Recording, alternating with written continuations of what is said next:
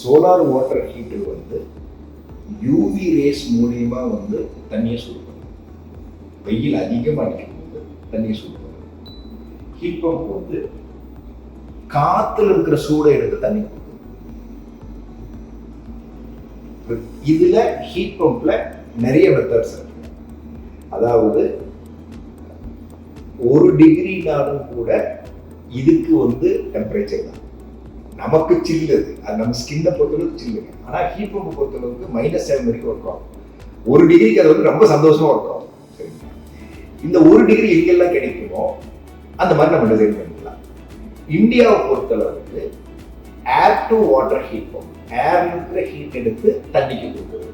ஏன்னா நம்ம யூஸ் பண்ற இடத்துல எல்லாமே வந்து -7க்கு மேல போறது வந்து ரொம்ப ரொம்ப கம்மி. நம்ம பிசினஸ் நடத்துற இடத்துல எல்லாமே கம்மி. இப்போ நேற்று ஒரு என்கொயரி வந்து காஷ்மீர்ல பேசியிருக்கேன். எப்பவுமே -50, எப்பவுமே -50. கரெக்ட்.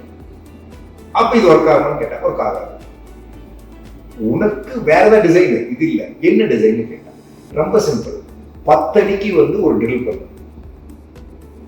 10 அடிக்கு நீங்க 5 அடி கீழே போயிட்டேன்னா அங்க டெம்பரேச்சர் 1 டிகிரி 2 டிகிரி 5 டிகிரிக்கு வந்துடும். ஐஸ் வந்து மேலே தான் சார், கீழே ஹீட்.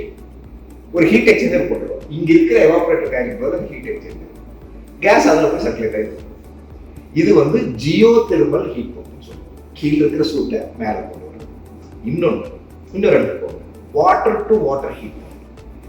தண்ணியில இப்ப நீங்க தண்ணி 0 ஐஸ் ஆகும்.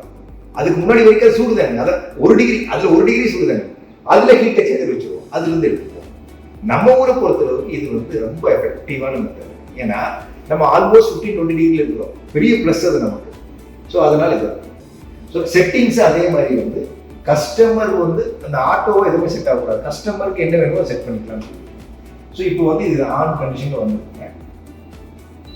ஸோ இப்போ வந்து நான் செட் டெம்பரேச்சர் வந்து 64 டிகிரி வச்சிருக்கேன்.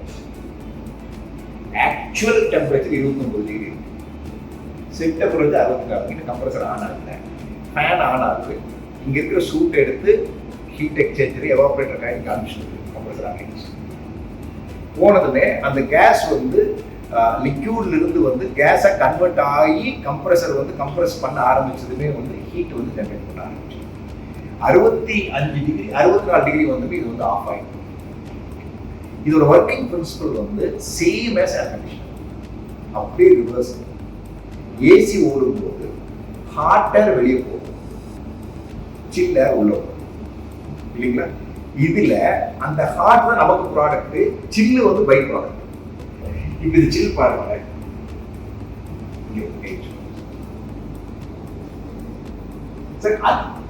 ஏசியே தான் எதுவுமே மாற்றம். இதுல நிறைய நாங்க பண்ணி நம்ம ஊர் கண்டிஷன் எப்படி போனோம்.